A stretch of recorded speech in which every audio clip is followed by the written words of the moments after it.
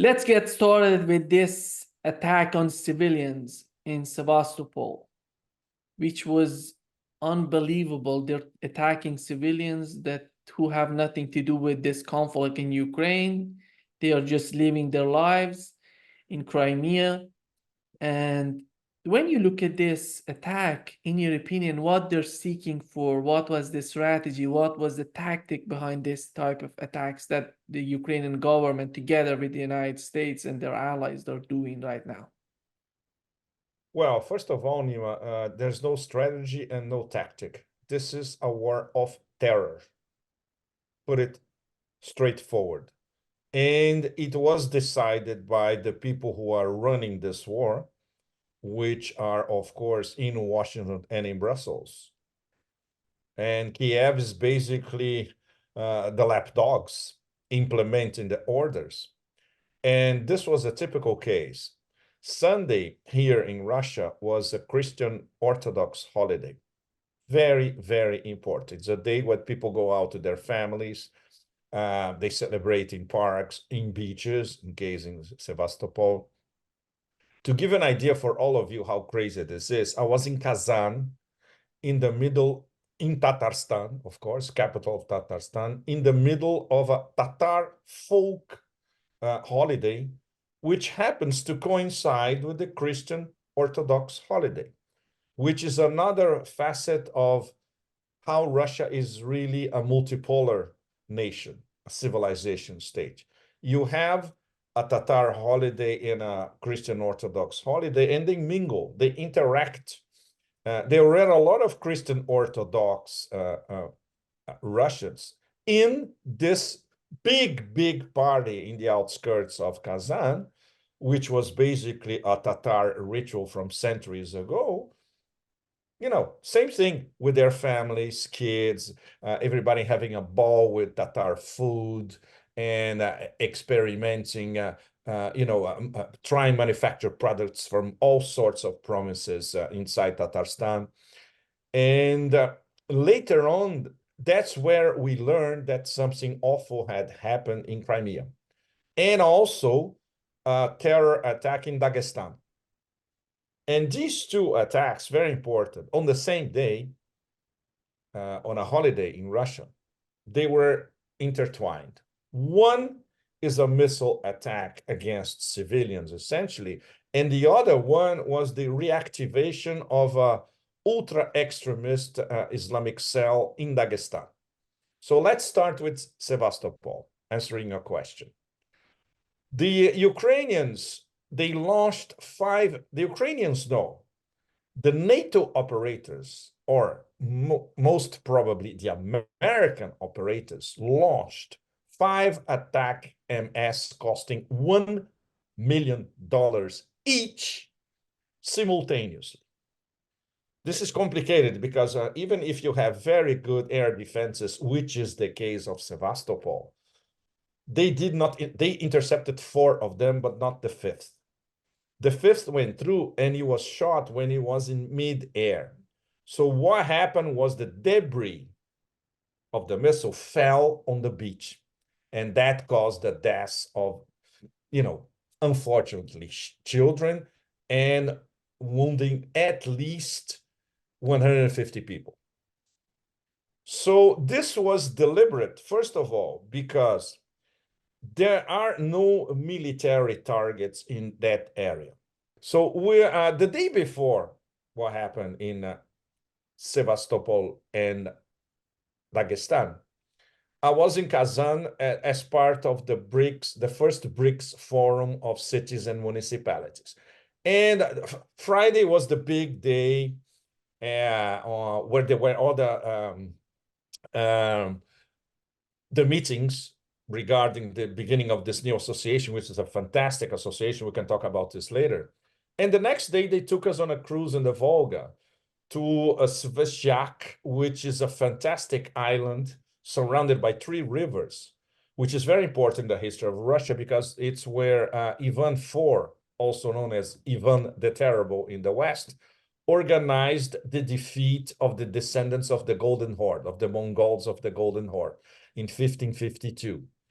So on their way, I shared the table in the cruiser, fantastic cruiser, with the permanent representative of the Republic of Crimea to President Putin. So this means this is a top Crimea official, fantastic diplomat with large experience, especially in Africa. He's been all over. He's from Crimea. He was born in Crimea, and now he's the top representative of Crimea facing the president, you know. And he told me absolutely priceless stuff about what's going on nowadays, including the fact that everything that it's important concerning the Black Sea Fleet in Sevastopol has been transferred to Novorossiysk. It's in Novorossiysk. It's not in Sevastopol anymore. So there are no military targets, even from the Black Sea Fleet in Sevastopol. So this was a deliberate attack on civilians. There is an airport near that would have been maybe the theoretical target of this missile attack, but nobody's using this airport. So it was an attack on civilians. So this is war on terror on civilians that is legitimized by the Americans. The missiles are operated by the Americans, everything. The reconnaissance, the intelligence, the surveillance, and the reconnaissance, ISR as we call it, was from a global hawk that was loitering in the Black Sea before the missile. This global hawk was transmitting the coordinates for the people who were launching the missiles.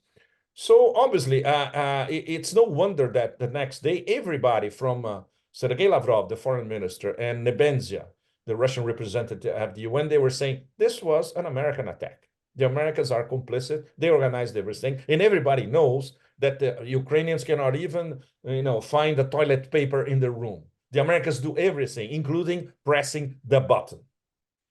So this was deliberate. So this was one part of the terror strategy against civilians. And if we look at what people from Ukrainian military intelligence were saying before, and what direct advisors to Zelensky, like Podolyak, for instance, were saying, they were saying that there are no civilians in Crimea. Everybody is an occupier. There are no beaches for families. So everything is a target. So this is a war of terror by Kiev and fully instrumentalized and supported by the Americans. Parallel to that in Sevastopol, what happened in Dagestan is that CIA MI6, which have loads of cells all over the post-Soviet space and inside the Russian Federation as well, they reactivated ultra-extremist Salafi Jihadi Wahhabi cell in Dagestan, and these people went on a rampage. They killed at least 20 people, including slitting the throat of a Russian Christian Orthodox priest, which is, as all of you remember, the classic ISIS modus operandi of years ago, especially in Syria and Iraq. And this had to be on the same day, in parallel. This means this was a concerted operation with full backup of American NATO operators on one side and American British intelligence on the other side. So obviously, people in Moscow were absolutely furious since Sunday night. I came back to Moscow from Kazan on Sunday night.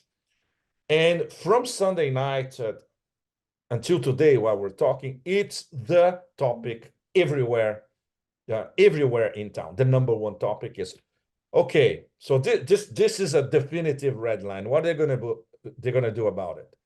But that's the problem, because the Russians do not respond to provocations. They do, but it's later. And as Putin already said many times on the record, it can be symmetrical or it can be asymmetrical. So we don't know how they're going to respond yet. But this is becoming very, very, very serious, because everybody knows here, especially here, that this summer is going to be literally very, very hot, and there will be other attacks against civilians across the Russian Federation. So the big question, Nima, and all of you, when will the bear actually lose the bear's patience and counterattack like bears do? Né? And then there's no escape. Yeah. When it comes to this attack, and we've learned that right after that, the Russian government and Putin administration, they were talking about that they're going to respond to this attack. As you mentioned, we don't know what they're going to do, but they have a lot of options at their disposal. We know that they have a lot. They're not, what we know, what we've learned so far from their attitude in Ukraine, they're not interested in killing civilians. They're just thinking strategically. They're trying to find to get to that point that what would be an appropriate response to this type of attack. But well, yeah. Sorry, Nima, sorry to interrupt. Go ahead, please. No, go ahead. That was the question. Well, the number one possibility, which is everybody agrees with that, is to impose a no-fly zone on the Black Sea. It doesn't matter. There's going to be a lot of screaming and shouting from Washington and Brussels, but the Russians don't care. The thing is how they're going to implement that. Because Putin has a legal mind and he's very careful and very measured in every major decision, especially regarding the war, the proxy war. One of the possibilities is that Russia brings documentation to the UN Security Council proving irrefutably that the Americans were behind this attack in Sevastopol. And then, obviously, as we all know, the UN Security Council is not going to say anything about it because it will be vetoed by the US. It's going to be the usual blah, blah, blah, and nothing happens. But it will be on the record. And the Russians are going to say, look, we brought this to you. It's on the record. You didn't do anything about it. You didn't condemn it. We are going to counterpunch the way we want it. And then comes the second part of the strategy, which is to impose a no-fly zone over the Black Sea, which means every Reaper or global hawk by the Americans that transgresses this sector of the Black Sea close to southern Ukraine and Crimea will be shut down. That's it, with no questions asked. So this is probably, I would say, this is the roadmap for Russia from now on. It won't be something irreflective of impulsive. Of course, the bombing of strategic military locations in Ukraine, especially in Odessa, because these missiles probably came from the region around Odessa or from Odessa itself. This will continue. They bombed an installation early this week. But this is another part of the story. The particular counterpunch for this and for subsequent possible attacks against civilians is how Russia is going to impose its will on the Black Sea, which is something that military analysts here have been clamoring for months, in fact, and some of them even over a year. Look, this part of the Black Sea is ours. So no-fly zone, we control. And in fact, because they are international waters, Russia is playing by the rules. But you cannot play by the rules when you are facing a bunch of lunatics and terror-enable lunatics and terror-enabling lunatics as well, which is the case of Washington. So this thing can be out of control soon, in fact, because this is the plan B, Nima. The plan B is the war of terror. They are absolutely desperate at what's happening in the battlefield in Novorossiya.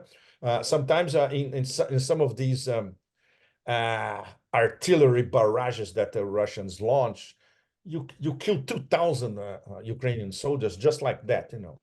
like it, snapping your fingers. Sometimes 3,000, whole battalions. It's getting cool. It's totally out of control, which is always the classic Russian strategy. They are not in a rush.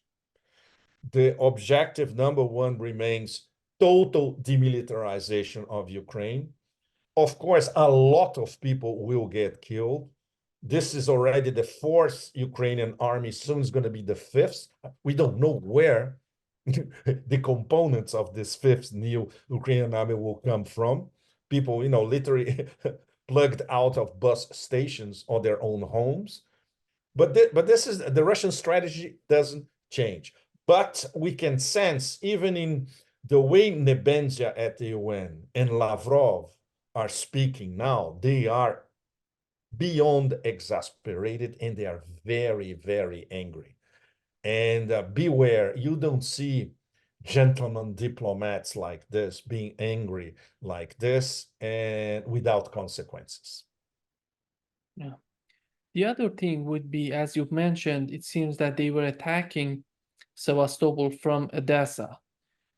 Here comes again this question: what would be the future of Odessa for Russia? Are they gonna let it in the hand of Ukrainians? Are they gonna let them to attack each and every time? Because they can send all of those weapons to Odessa and they say, these are Ukrainians who are attacking. We are not doing anything here. Well, this is the $1 trillion question, Nima. Seriously. It was from the beginning. When do we get to Odessa? In the first few weeks of the SMO is all the way to Odessa. Then the people who organized special military operations saw that this was a very long shot. Then there was the Ukrainian counteroffensive.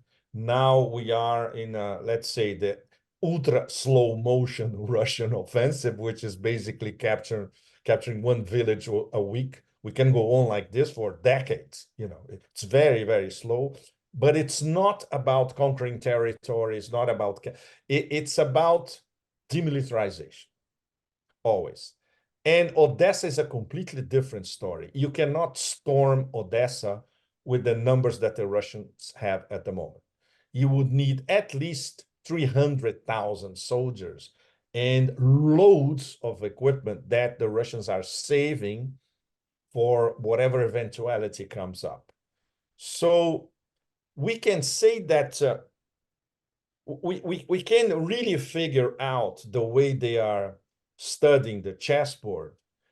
They prefer to bet on keeping their own strategy the way it is, advancing little by little, dissatisfaction inside Ukraine, the front collapsing little by little, and even later on, when the Verkhovna Rada will become also illegal, and this will be August, there could be referendums in many Ukrainian cities, and they can vote easily to be reabsorbed by Russia. And this would be the case of Odessa, for instance. So there is a possibility, very feasible possibility of Odessa being conquered without one single bullet. It's there. It's quite possible after August. For the moment, we already have a presidency that is completely unconstitutional and illegal. The Americans, of course, they are oblivious to that because they are focused completely on the war of terror and on the elections in November.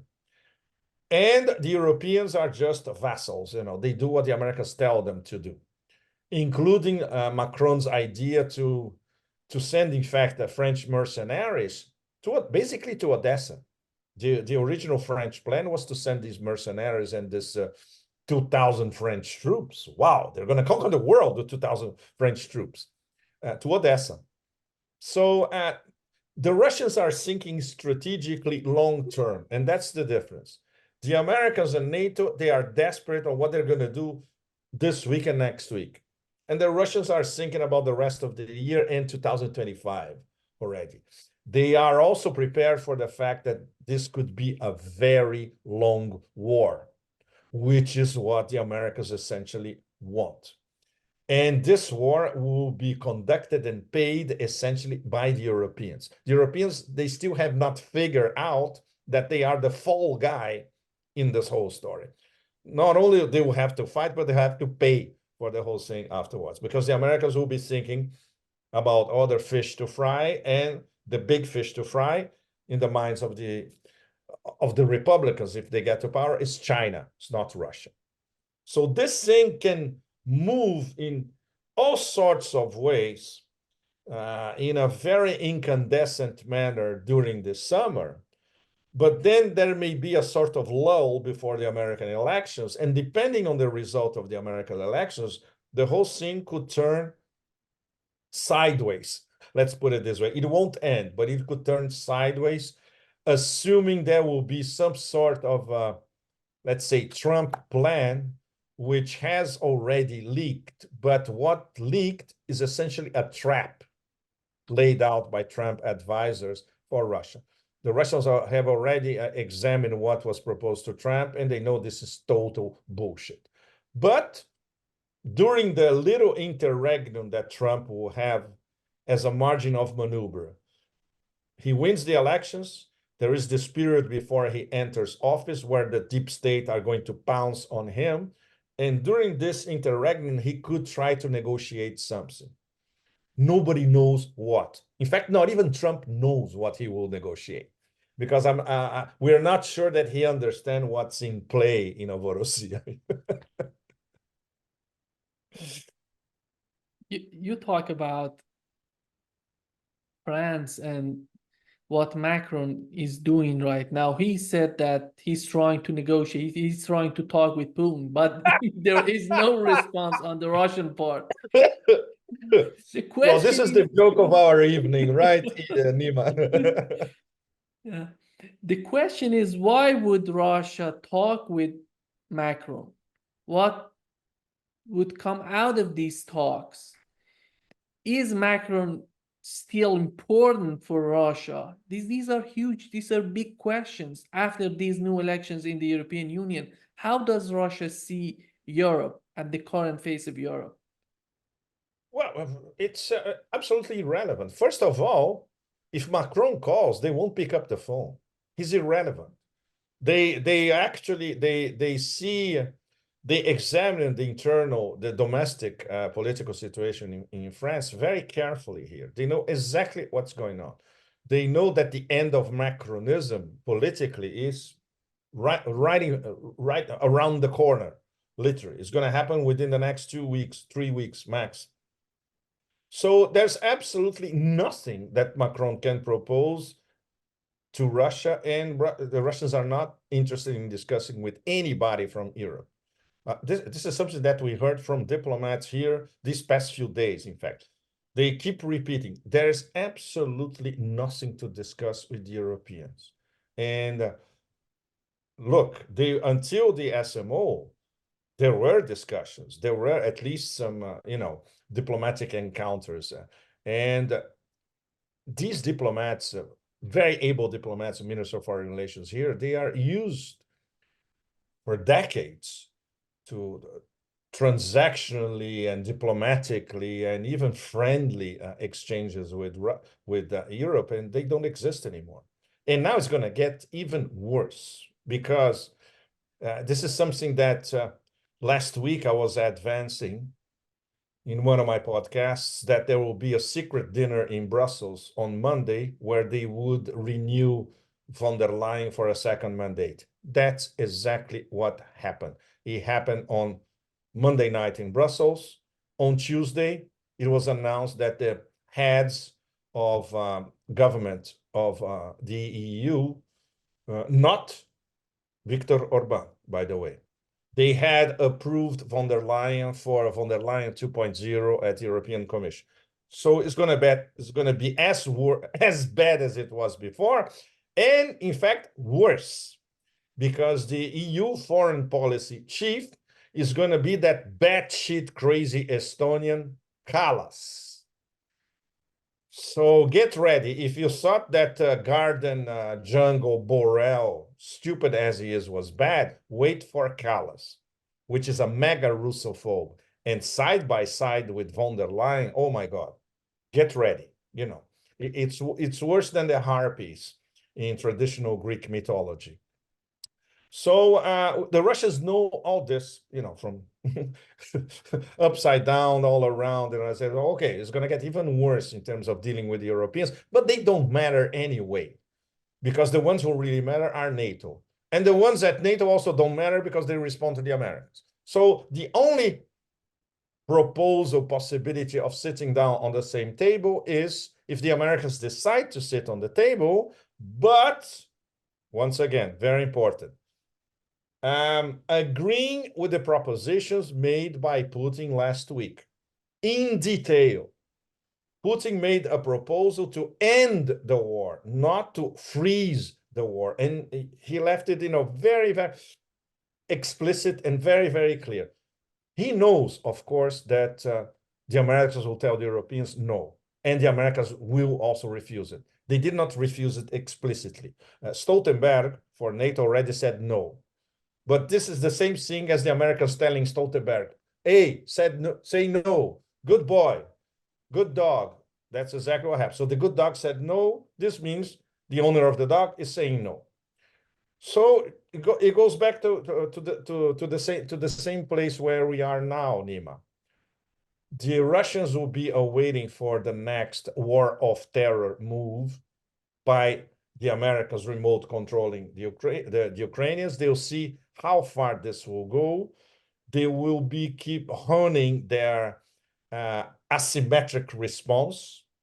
And that's the beauty of it, because nobody knows what will be, when it will be. It's typical Sun Tzu art of war, Russian strategy, because they think strategically. And of course, these next 3 months, that are going to be very, very, very, very hot. But the impossibility of a dialogue, at least during this year, until the end of this year, is absolutely clear. For the Russians, for the Security Council here, is totally clear. And once again, adding to the answer to your question, it's absolutely pointless to even pick up the phone if any European, Macron or whatever, whoever calls, because they have nothing tangible to propose. We know that in the mainstream media, in the United States, they're trying to draw a line between Xi and Putin for the case of North Korea. They're saying that Xi is not happy with Putin going to North Korea. In my opinion, they both knew what's going to happen in North Korea. They talk about these things even during that visit of Putin to China. Do you think that these two countries that are their partnership is so crucial, so important for the future of BRICS, would make some sort of disagreements between them on North Korea, or they just talking about everything that is going on right now? Nima, this is so stupid that I don't even know where to start. Okay, I'll try the short version for all of us, because, well, this is part of my job. I've been following the Russia-China strategic partnership for years, practically on a daily basis. You know, everything that they discuss, the plans, how they organize the meetings, how it starts with the Xi and Putin and then goes down to the Minister of Foreign Affairs and to other officials, etc. The Russia-China strategic partnership is ironclad, which is something that it will never be understood in Washington and in Brussels, number one. Number two, the Putin trip to the PRK was extra strategic because it was the first time that the Russians are actually implementing a concept that they developed and was presented to the Americans in December 2021, Indivisibility of Security, which is to launch the basis for a pan-Eurasian security arrangement.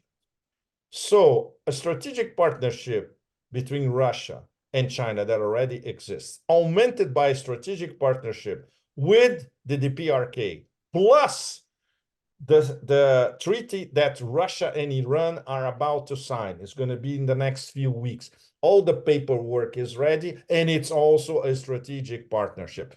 This is the basis of a pan-Eurasian strategic realignments, in fact, concerning all the major Eurasian actors.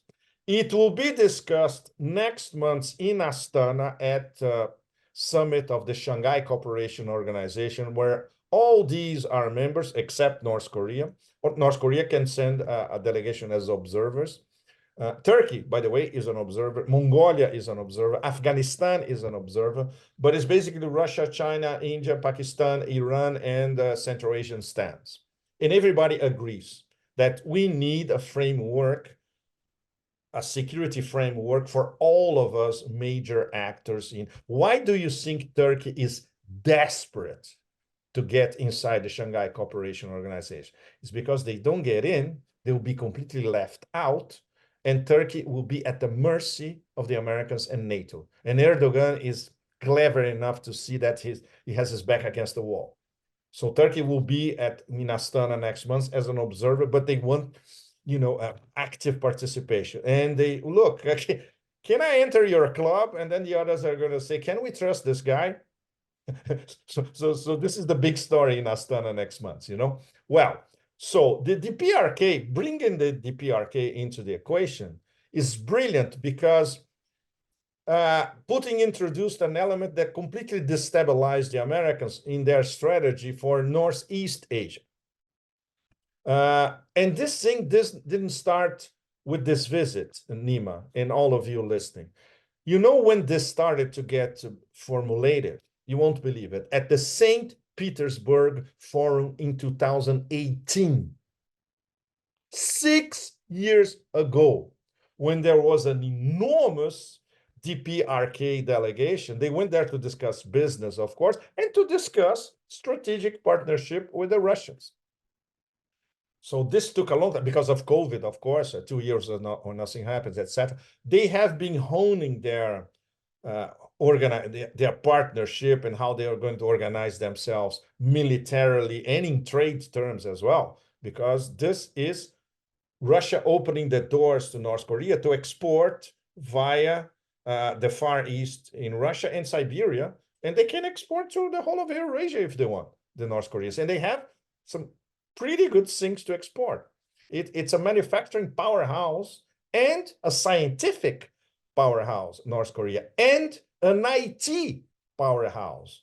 They have thousands of super IT experts in North Korea. These people, come on, these people make nuclear weapons and hypersonic missiles. This is very, very serious stuff. Very few nations in the world are capable of doing that. The North Koreans can't do it. So all that destabilized the West completely. So what do we have from these absolutely pathetic media outlets in the West? This introduced a spanner in the works. Xi Jinping is going to be... Now he has a new friend. He's abandoning me. So this does not even qualify as a bad joke, But this is what they're capable of, Nima. Bad PR, bad journalism, and trying to fool their readers. There's nothing else, because they're incapable, once again, of thinking strategically. And because the strategy across Eurasia is so complex in so many levels, even if you follow it on a day-to-day basis, just to keep up with what everybody is doing and everybody's talking to each other is a mind-boggling work. And the Russians, of course, they have this particular story. They started 6 years ago. So now we have the fruits of this reapproximation. And guess who was the number one actor facilitating a good dialogue between Xi Jinping and Kim Jong-un? Vladimir Putin. Do they know this in Washington? No, they don't. So obviously they cannot analyze anything because they don't have the background. They don't know what's going on a daily or weekly basis. They don't see how Eurasia is reconfiguring the whole system of international relations, for that matter. And obviously, even if they suspect this is what's doing, rejection, denial. They enter in total denial because the way they organize the world since 1945 is collapsing in front of their very eyes. We know one of the main players of BRICS is India. Recently, we heard that Indian Prime Minister Modi is going to visit Moscow. How do you see the role of India right now?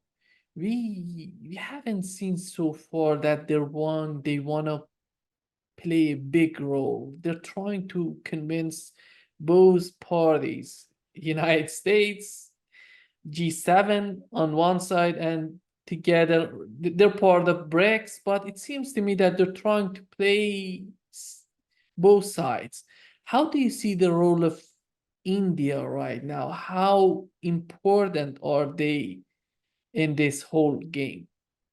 They cannot play both sides, first of all, and that's their problem, because Modi still has not made up his mind. Okay, he can have good relations with some of the G7 members. He's trying very hard with Meloni in Italy, for instance. But he cannot have close relations with the G7 and close relations with BRICS at the same time.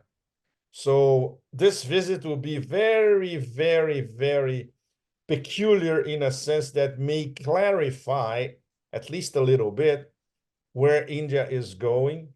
They have an excellent relationship with Russia. The problem is they have a bad relationship with China. And Russia is the middleman between both. So we can expect Putin to instill some sense into Modi in terms of, come on, guys, grow up.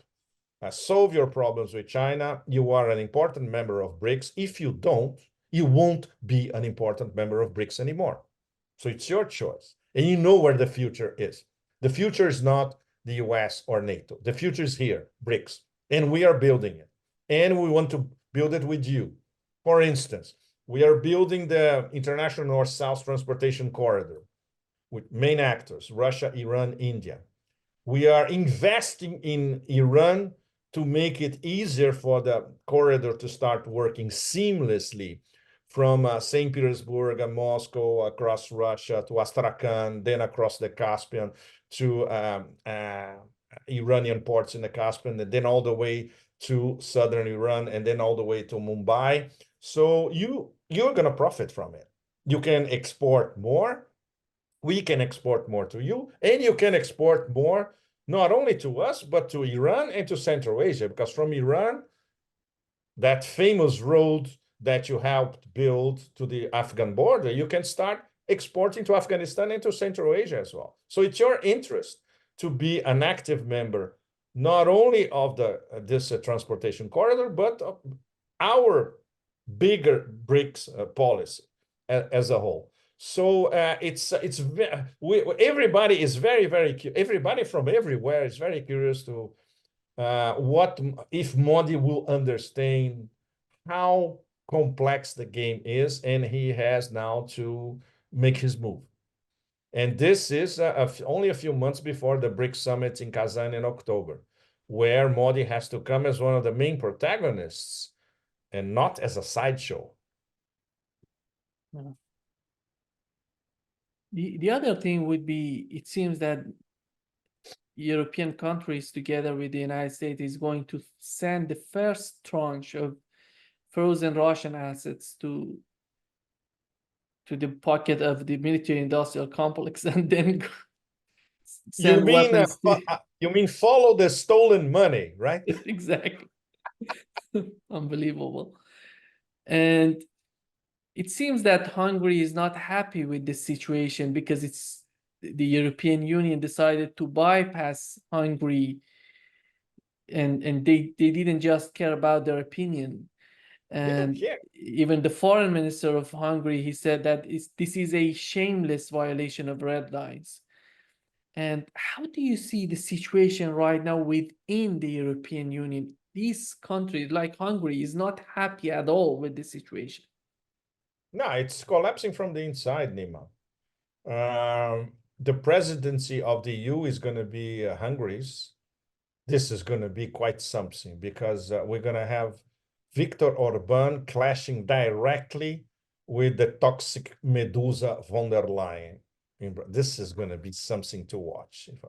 He already said that he's totally against von der Leyen. He didn't vote for von der Leyen for the 2.0 mandate, So this is going to be something. It's crumbling from the inside. And this is something I was discussing today with a top Russian analyst today, before I came to talk to you. The NATO and the EU are collapsing on parallel tracks and more or less at the same speed. So the collapse of the EU and NATO practically simultaneously, it's a done deal. We still don't know when it's going to happen. It could be in a matter of a few years, or it could be in a matter of a few months. Anything in between is possible, because there are already enormous cracks inside. Viktor Orban already said that his emphasis is to find a solution for Ukraine. So, and this goes against everything that comes out of Brussels, the rules that Brussels imposes on the capitals of the member states, of the EU member states. So this is already a mega clash at the top, which is a good thing, in fact, and especially voters and average European citizens from Western Europe to Eastern Europe will accompany this in a real time, and they will understand what's at stake, and they will compare this Russophobic obsession and this warmongering with the decline of their own living standards wherever they live in Europe. Many of them are already, okay, there are zillions of brainwashed citizens all across Europe, but at least I would say that a significant minority closely approaching a majority already understands what's going on. So this will be the beginning of the end. When you have a majority of Europeans from Portugal, Poland doesn't count, Poland's a bunch of rabid dogs, but from Portugal to Germany, including Southern Europe, and some of the Scandinavians, when they notice that what's happening to them in their personal lives basically is an extension of this absolutely demented, suicidal policy conducted by Brussels, then we're going to have something to watch. Then the show will really start. And we are approaching that date, sooner than many think. We know that we're going to have BRICS summit in October, and well, I'll be there. Yeah, you're gonna be there. You've been there in Kazan recently, Yes. as you said. And why Kazan? What's the importance of Kazan in your opinion? Super important. I'm glad that you asked, Nima, because this is the column that came out this Tuesday on Sputnik International in English. I spent the 3 days in Kazan, outstanding, in Friday, Saturday, Sunday. Sunday was the day of the attack on Sevastopol and terror attack in Dagestan. And the objective was the first forum of the BRICS plus cities and municipalities organization. Fascinating idea that came from the mayor of Kazan a few years ago. He went to Putin, he had the idea, Putin said, fantastic, go ahead, it's in your hands, you do everything. And they did. The whole thing was organized by City Hall in Kazan. Absolutely impeccable, extremely smart and well-prepared staff. They invited over 100 mayors, sub-mayors, municipal representatives from all over, from Africa, from South America, from Central Asia, from West Asia, and to start the idea of this organization, which is basically cities talking to cities, intermunicipal, horizontal, in his own words, horizontal intermunicipality. I love the concept. It's a wonderful concept. So it's in a Xi Jinping way, peoples to peoples exchange, which the Chinese always repeat. It's one of the key concepts of the Belt and Road in China, but applied to cities. And it was fascinating to see in front of you. I'll give you a short list of what kind of people were there. The mayor of Ankara, the most important city, as seat of power, apart from Istanbul, seat of power in Turkey. Mayors of the 3 big cities in Tehran. The mayor of Mashhad, the mayor of Isfahan, and the vice mayor of Tehran. A very young guy, still in his 30s. He has an enormous political future ahead of you. Mayors from small Brazilian cities, very, very interesting, from Rio Grande do Sul, from São Paulo, and from a small town in Mato Grosso, close to the Amazon rainforest. Fascinating to talk to them. Wonderful people, very well informed, and they were, when they saw Kazan, when they saw a modern Russian city, they were like, they couldn't believe it. They couldn't, which is something very important because they are bringing all this information back to Brazil. Essential. We had, for instance, the secretary of intermunicipal relations for the whole of Asia, a wonderful woman from Indonesia. We had representatives from practically half of Central Asia over there as well. And for instance, they're responsible for international relations of the city of Harbin in China, which is a powerhouse. Harbin is the Chinese city connecting with the development of the far east of Russia and Siberia. See, it could not be more strategic than that. And they sent their top foreign relations specialist to the meeting. So the first meeting and then the second meeting where they were discussing how to proceed further, they were absolutely priceless because these people had their own talk. And then they decided essentially to, okay, we're going to take care of the paperwork later. It's not so important. But we should already decide who's going to be the president of the organization. And by consensus, it's the mayor of Kazan, who's the guy who had the original idea. And the next annual meeting of the organization is going to be in Brazil next year, 2025. So this was a wonderful decision for Brazil, which can learn a lot. Mayors and sub-mayors of small, medium-sized, and even big cities in Brazil, they can learn a lot by talking to their partners in West Asia, in Central Asia, in Africa, in other parts of South America. Very interesting, Nima. There were 2 guys from Argentina. The mayor of Kazan, he invited, even if that thing, Milei, the chainsaw idiot, declined to enter BRICS, doesn't matter. Mayor of Kazan invited 2 dissidents, 2 mayors from 2 Argentinian towns, and they were there. It was wonderful because everybody wanted to talk to them about the new Argentinian government. And of course, and they said, look, no. We will continue the dialogue with BRICS plus cities by ourselves, and we're going to bring other Argentinian cities as well. So this was great in terms of uniting cities from all over the global majority. It was fantastic. It was a fantastic experience. Yeah. Let's finish with Julian Assange and what has happened to him. And right now we've learned that he's free after more than a decade. Not yet.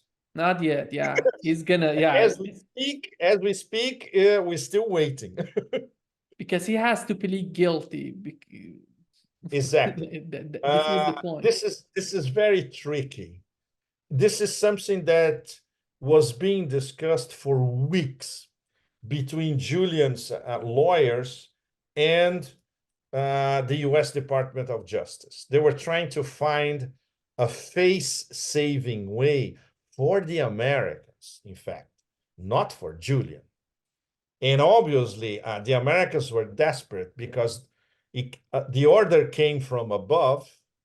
Okay, let's end this thing because can you imagine the optics of having an Australian citizen tortured in a maximum security prison in the United States of America in an electoral year. So they had to find a solution. So this was reason number one. And reason number two, the cadaver in the White House sinks. He can get a few extra votes by doing this. So these are the two main reasons. This proves once again that there is no Department of Justice in the US. There is a Department of Usual Injustice that works according to the rules-based international order that they can change at a snap of our fingers. Very, very important. What Julian is going to plead in the Northern Mariana Islands, which is an absolutely crazy thing because it's a territory incorporated to the US. So there is a court, an American courthouse over there, American territory. There are going to be FBI agents over there who are going to escort Julian out of the island of Saipan as well. But what he's going to plead and what he's going probably to sign, this could have been done 5 years ago. This exact same thing. And he would not have practically destroyed, crucified, psychologically tortured, physically tortured at that absolutely disgusting Belmarsh prison in England. But, you know, they had to, you know, okay, let's broadcast our lesson to independent journalists all over the world. This is what's going to happen to you. So apparently they think that 5 years was enough. All the merit on the planet and on the galaxies to Julian that he didn't break down. Can you imagine that? We cannot imagine the kind of psychological torture and the fact that his health absolutely collapsed. He could have died in prison because his health collapsed for 5 years under those conditions. And he did not break. He did not let them break him. So this is the meaning of historic resistance. This is the message to all of us. Even the most powerful system in the history of humanity, of the galaxy, or whatever, Star Wars or whatever you want to call it, they did not break him. And in the end, he's out.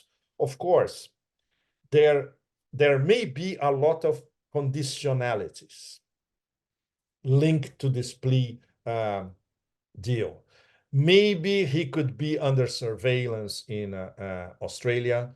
Maybe they won't let him travel.